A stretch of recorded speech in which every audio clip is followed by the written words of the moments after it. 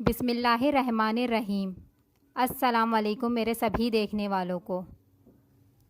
یاجوج ماجوج ایک ایسی قوم ہے جو اللہ کی سخت نافرمان اور آبادی میں بہت زیادہ ہیں۔ انہیں سکندر ذوالقرنین نے اللہ کے حکم سے ایک دیوار کے پیچھے قید کر دیا تھا۔ ان کے بارے میں کہا جاتا ہے کہ یہ حضرت نوح علیہ السلام کے تیسرے بیٹے یاسف کی اولاد ہیں، جنہوں نے زمین پر بہت زیادہ فساد برپا کیا ہوا تھا۔ یاجوج اور ماجوج دو الگ قبیلے ہیں جن کے ظلم سے لوگ تنگ آئے ہوئے تھے، جس کے بعد حضرت ذوالقرنین نے ان کے آگے دیوار بنائی، جسے سد سکندری یا سد ذوالقرنین کے نام سے بھی جانا جاتا ہے۔ قرآن پاک میں اس دیوار کی تعمیر کا ذکر سورہ کہف میں کیا گیا ہے۔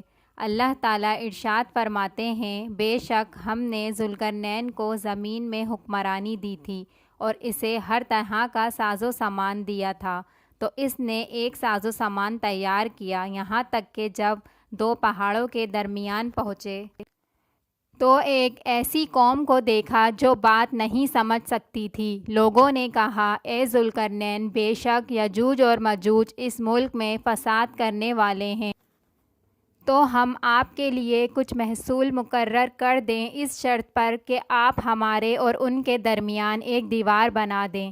کہا، جو میرے رب نے قدرت دی ہے کافی ہے، سو تم میری مدد کرو تاکہ میں تمہارے اور ان کے درمیان ایک مضبوط دیوار بنا دوں۔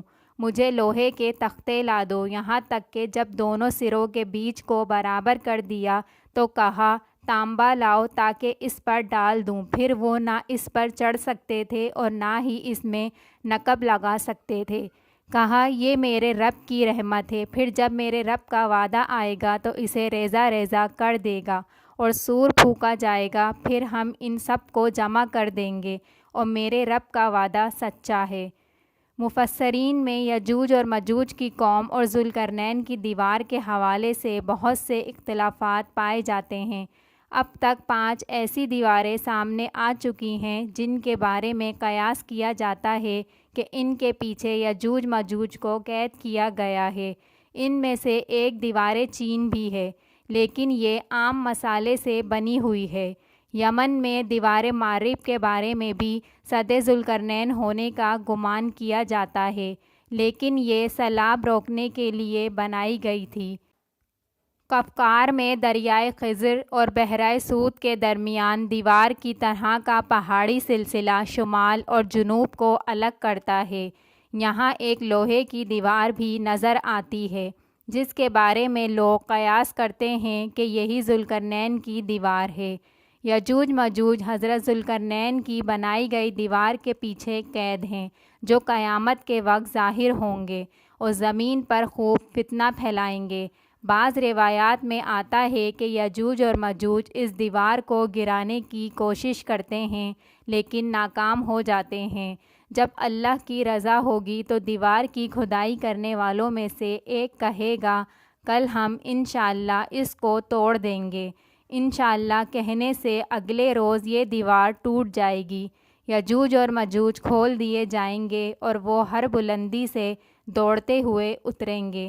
یاجوج اور ماجوج زمین پر پھیلتے چلے جائیں گے، جہاں سے گزریں گے تباہی پھیلائیں گے، مخلوق خدا کو اپنے شر و فساد کا نشانہ بنائیں گے۔ ان کا ایک گروہ جب بھاگتا ہوا جھیل تبریہ سے گزرے گا تو صحیح مسلم کے مطابق وہ سارا پانی پی جائیں گے۔ جب آخری گروہ وہاں پہنچے گا تو کہے گا، کبھی یہاں پانی ہوا کرتا تھا۔ بحیرہ تبریہ اسرائیل میں تازہ پانی کی سب سے بڑی جھیل ہے۔ اس کا ذکر توریت اور انجیل میں بھی آیا ہے۔ حضرت عیسیٰ علیہ السلام نے زندگی کا بڑا حصہ اسی جھیل کے ساحل پر گزارا۔ یہاں سے قتل و غارت کرتے ہوئے یاجوج اور ماجوج بیت المقدس تک پہنچیں گے اور اعلان کریں گے کہ زمین پر ہمارا قبضہ ہو چکا ہے، اب ہم آسمان پر بھی قبضہ کریں گے اور آسمان کی طرف تیر پھینکیں گے جو خون آلود واپس آئیں گے، کوئی ان کا مقابلہ نہ کر پائے گا۔ روایات میں آتا ہے کہ یاجوج ماجوج کی جانب سے آسمان کی جانب پھینکے گئے تیروں پر اللہ تعالیٰ کی قدرت سے خون آ لگے گا اور وہ سمجھیں گے کہ انہوں نے آسمان کو بھی فتح کر لیا ہے۔ ان کا ظہور حضرت عیسیٰ علیہ السلام کے نزول کے بعد ہوگا۔ یجوج مجوج کے فتنے کے وقت حضرت عیسیٰ علیہ السلام کو حکم ہوگا کہ وہ مسلمانوں کو لے کر کوہ طور پر چلے جائیں۔ جب طور پہاڑ پر غذا کی قلت پیدا ہو جائے گی تو حضرت عیسیٰ علیہ السلام یجوج اور مجوج کے لیے بد دعا کریں گے، جس کے نتیجے میں ان کے کانوں اور گردنوں میں کیڑے پیدا ہو جائیں گے، جن کے پھیلنے سے یہ ہلاک ہونا شروع ہو جائیں گے۔ مسلمان جب طور پہاڑ سے نیچے اتریں گے تو ہر جگہ یاجوج مجوج کی لاشیں ہوں گی اور ان سے تعفن اٹھ رہا ہوگا۔ حضرت عیسیٰ علیہ السلام اللہ سے دعا کریں گے اور جس کے بعد خاص قسم کے پرندے ان کی لاشوں کو اٹھا کر جہاں اللہ چاہے گا وہاں لے جائیں گے۔ اس کے بعد شدید بارش ہوگی اور ہر چیز دھل کر اجلی ہو جائے گی۔ یاجوج اور ماجوج کے بارے میں مختلف روایات میں آتا ہے کہ یہ 9 حصے آبادی ہیں اور انسان اور جنات ایک حصہ آبادی ہیں۔ جہنم میں بھی ہر 10 میں سے 9 کا تعلق یاجوج ماجوج سے ہوگا۔ ان کی جسمانی ساخت کے بارے میں مختلف روایات بیان کی جاتی ہیں۔ ایک روایت میں آتا ہے کہ یاجوج ماجوج کے لوگ کئی قسم کے ہیں، بعض شمشاد کی طرح لمبے، بعض اتنے بڑے کان رکھتے ہیں کہ ایک کو بچھاتے ہیں اور دوسرے کو اوڑھ لیتے ہیں۔